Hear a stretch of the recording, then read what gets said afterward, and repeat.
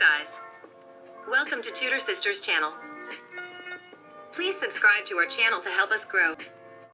For today's video, we are going to talk about the 4 levels of the story, The Buddha, written by Elizabeth Kotsur. So without any delay, let's get started with the literal comprehension. The Buddha is a depiction of the life events of Buddha. An impoverished Japanese artist was commissioned to paint about Buddha's death. The painting was going to be hung on the walls of the local temples for offering view to generations after generations. The artist felt extremely privileged to get to do this auspicious job of painting the death of Buddha by portraying his real-life circumstances. Before starting the painting, he strived and dedicated himself to comprehend Buddha's life. On the first day, he reflected upon the domestic life of Siddhartha Gautam. He visualized his small room as the great prince's chamber with fountains and pools filled with lotuses and swans, and the horses of a passing-by farm as the war horses in the stable. He perceived a view of how the young prince used to charm everyone, including his princess Yasodhara.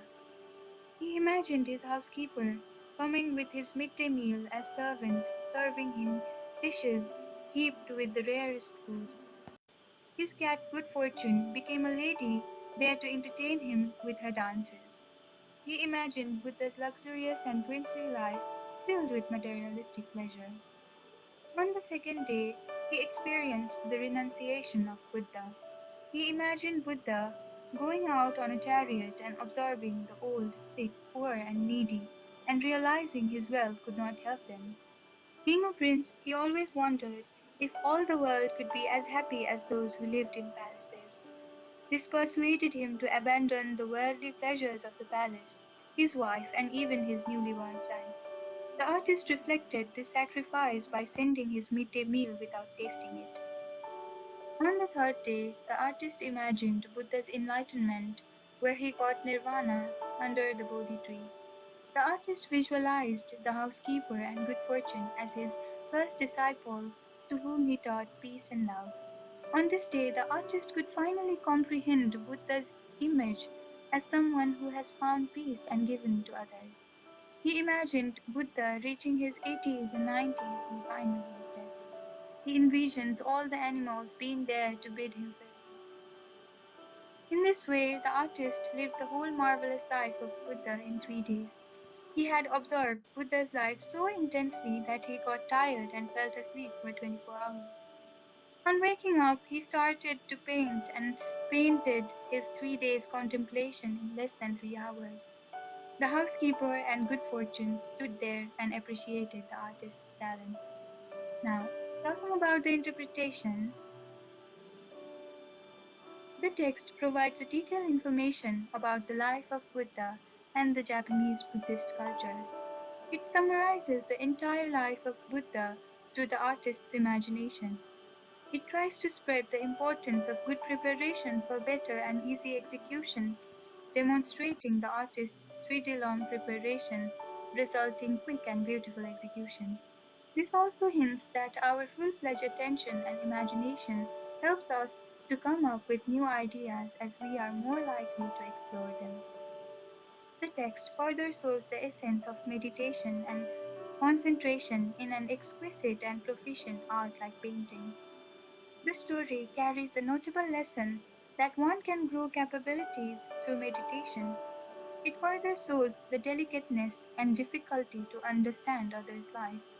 Furthermore, through all these details, the author may be trying to show how an artist comes up with his or her artwork, and may be trying to teach us to do the same for inspiring ourselves for a unique and accomplished piece of creation, like the artist's brilliant painting in the story. Now, moving on to critical thinking. The Buddha is a beautiful story that more or less succeeds to present the life and message of Buddha and shows the importance of dedication, concentration, and good preparation to accomplish any sort of work simultaneously. I admire how the writer illustrated spirituality and abandonment of materialistic pleasure through the story. However, there are certain details that are unconvincing. All humans in this world are different. They have different perspectives and way of understanding life. In such a diverse world, is it possible for the artist to understand Buddha that precisely in just 3 days? I don't think it is possible to contemplate in such a way that the artist was so uninterrupted and undisturbed by the constant appearances of the housekeeper and good fortune.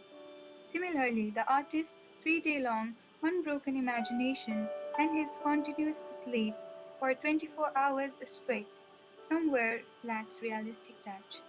The story also touches a questionable issue of existence of gods like Buddha, which remains unanswered. Now, moving on to assimilation. Through the story, The Buddha, I received a good insight about the transitions of Buddha's life. As I went through the text, it endowed me with the knowledge that we could have control on our mind when we concentrate on a specific thing.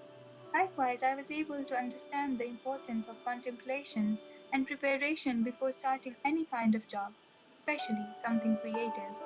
I can myself relate to the theme of importance of imagination and contemplation before putting down any form of creativity. For example, when I intend to write poems, I make an attempt to precisely think about the settings, the characters, and try to imagine things from their point of view in that particular setting as far as possible. I also contemplate for days trying to find the best ideas for my creations. However, if I start writing without the visualization and preparation, I fail miserably at even starting it. If you liked this video, please share it with your friends. Make sure you hit the like button and subscribe to this channel for more videos like this.